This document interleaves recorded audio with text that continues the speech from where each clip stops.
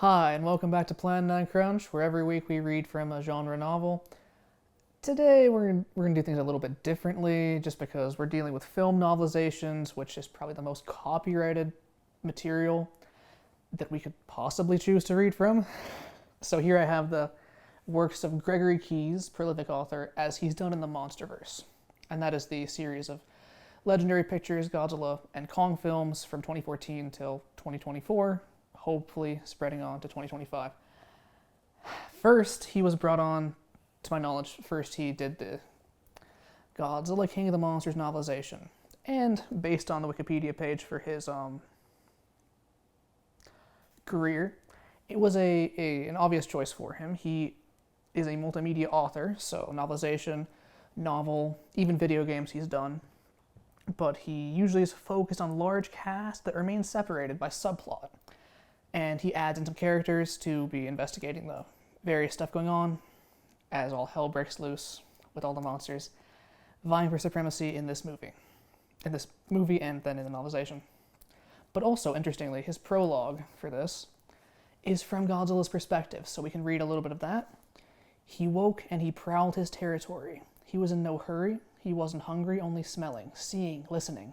The depths were not silent. The deepest sound was time, the steady, slow grind of the earth, the slipping of stone under stone. He heard this not with his ears, but through his bones. It was loudest in the hot places where he fed and rested, but it was everywhere, the background against which all other sounds existed. Sometimes it grew sharper when the earth cracked and the heat came out bearing sustenance. Quicker were the songs of the tides, which were nowhere the same. He knew each contour of the continents by the sound of their tides moving in and out like breath. Even in deep ocean, no two trenches or seamounts sounded the same as the surface swelled and sank above them. Smaller and swifter still, the clicks, the low and high calls of the great swimmers, the high-pitched pipping of the smaller ones, the grunts, whistles, chirps of life. The sea was silent. It was never silent, sorry. But it had been quieter before strange sounds invaded the ocean. The churning and banging and screeching of unliving things that left the smell of oil behind them. The great swimmers could no longer hear each other well. Sometimes they lost their way, could not find each other. Over the ages, the sound of the sea had changed, but never so much and never so quickly. Now there was a new song. It pulsed through the deeps, faint but unmistakable. The voice of something in his territory that should not be there. I'll get more into the significance behind the scenes of that prologue, but it is interesting to read from because that's not in the movie. It's in the novelization. The copyright of this thing is very confusing to me because it's a novelization of a movie. It's a book and a movie, so the copyright make it even more complicated. So I'm going to approach this with more specification than I would a normal reads on the channel. The ISBN 13 for this movie is 978-178-90-90925. Titan Books is the publisher and copyright holder. You can go to the Titan Books website to pick up this book and find out its information. It is a mass market paperback, which will become significant in a little bit. I'll speak on that more. So that chapter got good reception, and I think it's probably what gave him the job of making this graphic novel, also from Godzilla's perspective. This is Godzilla Dominion, set after Godzilla King of the Monsters, before Godzilla vs. Kong. It shows him fighting other monsters, Tiamat. Just a random polar bear here as well. More fight scenes. The Janitor Swarm and Murderfish. And also Scylla, however you pronounce it, the crab monster that would later go on to appear in Godzilla x Kong. So I think that there's some issues with the King of the Monsters movie, but Gregory Keyes' writing style, I think, improved the thing. And also, based on what Michael Dougherty has said, the director's cut of KOTM would be much longer with more human scenes that are kind of necessary to flesh out. Like, I don't know to attribute it to Dougherty and got cut, or just to Keyes, that Madison Russell touching Mothra or being unable to but wanting to. That comes back around in the third act of the novelization, not in the movie. So, whoever made that choice, I will commend.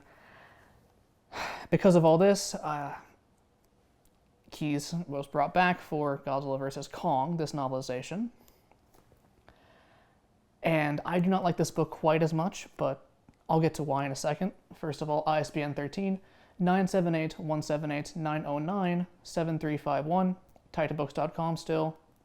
I could not find the graphic novel on Titan Books because Legendary Comics would be the subdivision that would control that. Again, I'm encouraging you to pay for this. For the copyright, I'm trying to be as educational as possible within a still conversational format. I'm trying to lead you back to ways to buy the book. And if all else fails, entertainment. That was louder than I expected. Good lord, okay. Anyway, Godzilla vs. Kong novelization. I very much like the movie, but it kind of did have a lot of production issues with it. For one thing, much of the movie was filmed under the idea that Nathan Lynn, the central character, had lost not a brother, but a fiancé. In fact, the recruitment of Nathan Lynn into the mission by Walter Simmons and Ren Serizawa first took place in a bar and then had to be reshot, one of the last things to be shot, and he had a beard because he was working on the stand at that time. So there's things that don't add up in the movie quite so much. Little things of dialogue, like when Mark Russell says that the best plan they had to deal with the monsters went up in flames when Godzilla destroyed the Apex base in Pensacola. Well, what does he mean by that? This kind of explains that Apex made the oxygen destroyer from the previous film, but that really isn't connected because based on where Mark was in King of the Monsters, he saw that fail. It shouldn't... Not everything makes sense totally, and some things are explained, other things are not explained quite as well. It's not an unenviable task. The thing you expect with novelizations is that they'll be from previous drafts of the movie to fill in the blanks of what a previous thing was, but this doesn't have the content from the previous drafts, and it feels like a very slapdash thing to me where some of it was just done to make the page count. So I want to turn to page 178 to 179. This is the point in GVK when, in the Tasman Sea, Godzilla and Kong fight. But in Nathan's own arc, he's kind of he's not being the nicest to Kong. He's kind of dragging him on a ship that Kong clearly isn't comfortable with. He's going to exploit Kong for his own use because that's what happens in Kong movies. But this is the first moment where he puts his life on the line to save Kong because Kong is directly going to save him. He will later fire on the Warbat in Hollow Earth and then risk his own life to resurrect Kong in the climax after he realizes it's his responsibility for Godzilla killing him. So let's see what Keyes put into the scene. When Nathan came to, he was floating, water was gushing into the bridge, and everything was upside down. He heard muffled screaming and pounding from the elevator and saw Gia and Eileen were in it. They were above water, but like the bridge, the elevator was quickly filling. He couldn't tell what Eileen was saying, but he followed her frantic gestures. Through the bridge window, he saw Kong underwater, still bound and still flailing, continuing to pull the ship over. The ship should right itself, he thought, in a weird moment of clarity, but it can't now with Kong pulling it down. He was floating with his head pointed at what had once been the floor. He looked down toward the former ceiling, the controls, and the lever that would release Kong's manacles. He shucked off his down vest and struggled toward the controls as spiderweb cracks formed in the glass. When that shattered, the bridge would finish filling in an implosion, and it would be too late to do anything. He steadied himself. You can do this. But he ran out of breath and came up short. Gasping, he dove again, swimming back down to the lever. Outside, Kong had managed to rip off one of his manacles. But it was going to be too late if he didn't. He felt his muscles hit their limit and knew he didn't have it in him. His lungs ached, and he remembered his talk with Ayara about how he and his brother used to see who could stay under the longest. It had always been Dave who won. He was the failure and always had been. But then he remembered something else. You can do it, little brother, Dave had said as he breathed, preparing himself. Another 10 seconds this time. Don't worry about anybody else. This time you'll do your best. God damn it, Dave, he thought. And he squeezed everything he had left in him into reaching the lever. His finger touched it. Now it was in his grip, and he was still afraid of failing. But he pulled it anyway. Then the universe tossed him aside as Kong finally freed himself. Gravity reversed, and the huge vessel righted itself.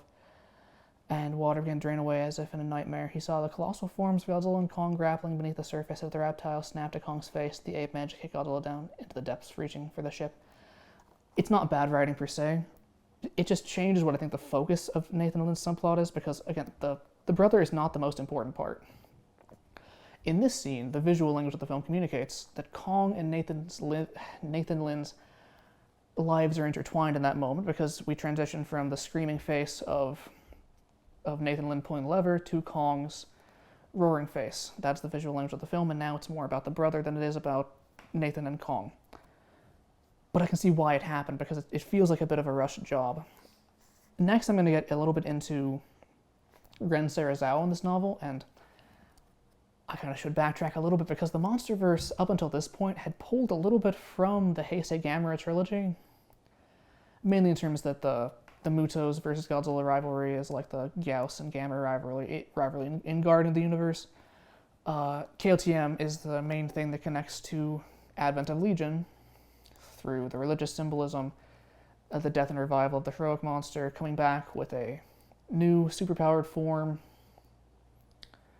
to defeat the monster, with ending off on the promise that next time Gamera or Godzilla might not be on humanity's side. And so Revenge of Iris is the third film in the Heisei trilogy that Godzilla vs. Kong seems to draw a little bit from, or at least seemed to in earlier versions of it more so.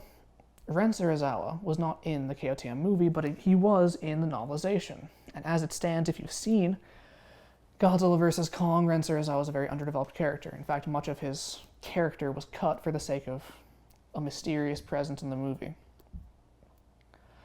What stayed in the movie was Ren smiling sadistically as he uses Mechagodzilla to destroy a skullcrawler. So Greg Keyes has his own take on that scene, and I get the suspicion that he might sort of view Ren as more his own character than the movies. Gregory Keyes has gone on record as saying that he views his works as canon within the Monsterverse. They are a lesser canon, but I see what he means, because if Ren doesn't have anything in the movie to really contradict this, then this is the clearest depiction of Ren from Gregory Keyes to Gregory Keyes. I have a little bit of issues with the scene just because it kind of muddles things, I think, but maybe that was the point. Let's turn to the page. Number 10 is a skullcrawler that has grown very large, and Mechagodzilla kills it. As number 10 came out of his cage and ran across the floor, Ren allowed himself a grin. He loved skullcrawlers. They were so extreme, it was literally impossible for them to eat enough to sate their hunger. They were always starving. They had no patience at all for stalking or hiding. Evolution had designed them to kill, eat, repeat. It was surprising they ever found time to mate, and that they'd not eat each other while they were doing so. Although some studies suggest that males did not always fare well in such amorous encounters, he admired their purity, and he had absolutely no compunction about killing them.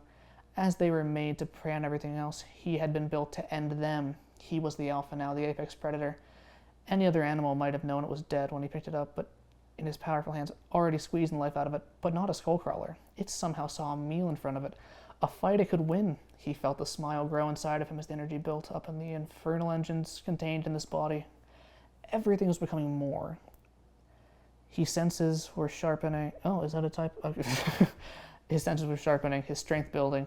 Instincts buried deep in the ancient reptilian part of his brain broke through the barriers his primate mind had built around them, freeing him to be everything his kind had ever been since crawling from the ocean. He had claws, not nails, sharp teeth, not dull leaf grinders, and he had the lightning and fire of heaven and hell coursing up on his dorsal fins. He opened his mouth, and red energy surged forth. It pierced the skullcrawler through its gaping maw. He dragged the beam down to disembowel it, cut it completely in half. He felt a shudder of ecstasy as it died, writhing in his grip. This was what it was like to be a god he knew.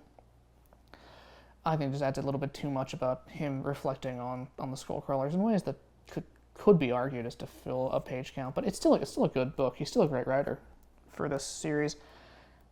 And as we get into GXK, because these were successful, he was brought back on for the next novelization. I do want to call attention to the differences between these, not the plots, but the books themselves.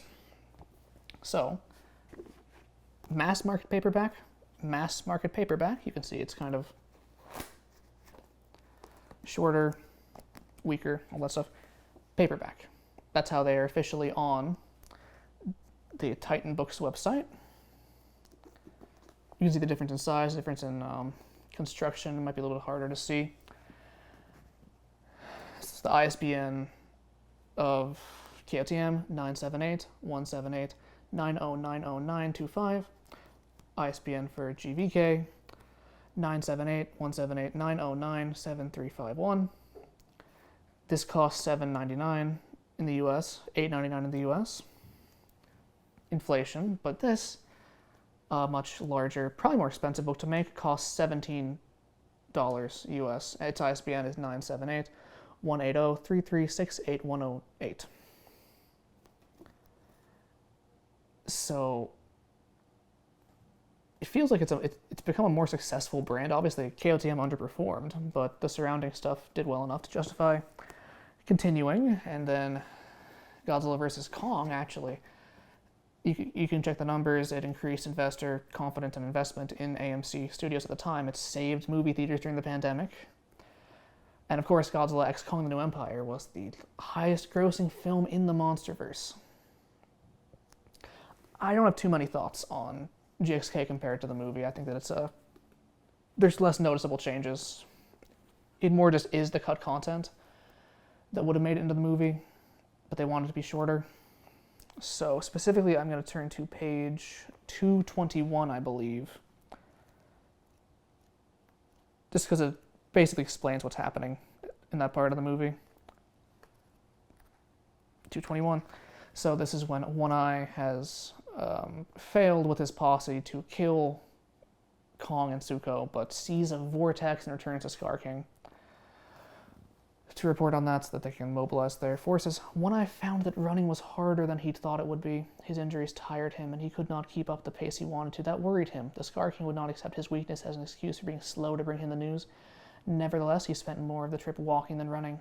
When he drew near to the living cave, it dawned on him that the Scar King only had to think he had nearly killed himself running. So when he knew he didn't have far to go, he ran as fast as he could, trying to ignore the pain. It would seem as if he had never let his wound slow him down. That was how he arrived, his legs shaking, lungs heaving, the dutiful red stripe ignoring all pain to serve his master. If you watch the movie, One Eye is, in fact, the most enthusiastic, and in a performative sense, in serving Scar King, and it's because he is being abused by the red stripe guards, and he kind of wants to be on the top. When One Eye arrived, pushing through the other red stripes, the king was eating. Predictably, on seeing him return alone without the others, without Zuko or the stranger's head, the Scar King was furious. He was always angry, but at that moment he was angry at One Eye. So before the Scar King could kill him, he began trying to explain, in the way apes did, with short, single thing and do sounds with gestures. The Scar King's anger was great. It was like a mountain of stone, but his hunger for what lay above on the surface and his grievance at having been denied it for so long, that was something that could break a mountain. As the king understood about the place, the holes in the land sky, that mountain of anger toward One Eye shattered and reformed into a much bigger one. He dashed his foot against the wall. He rose to his magnificent height, full of fire and fury. And as he howled, One Eye remembered, it wasn't just the Scar King's grievance, it was all of theirs. They had been beaten, they had been imprisoned, all because they wanted what was theirs. What they had been promised. They, the apes, were the mountain of rage, and the Scar King was the peak. For so long their wrath had meant nothing, had been good for nothing. They had turned it against each other and had made them strong, ready.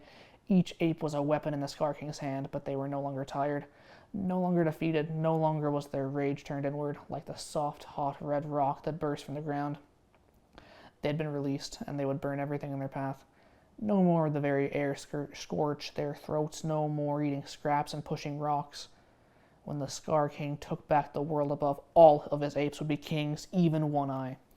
And technically that little vignette does not appear in the movie. It just kind of jumps from Scar King, from One Eye following them to getting back. I don't think we see much of the conversation, as it were, just the mobilizing.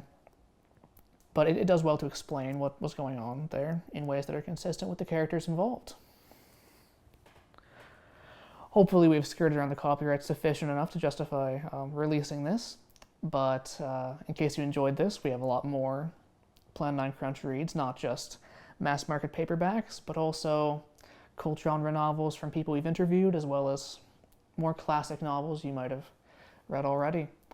We're at Plan9Crunch on YouTube, TikTok, however long that lasts, and we have a Facebook page, we have a blog, plan9crunch.com. Thank you for watching, and that's a wrap.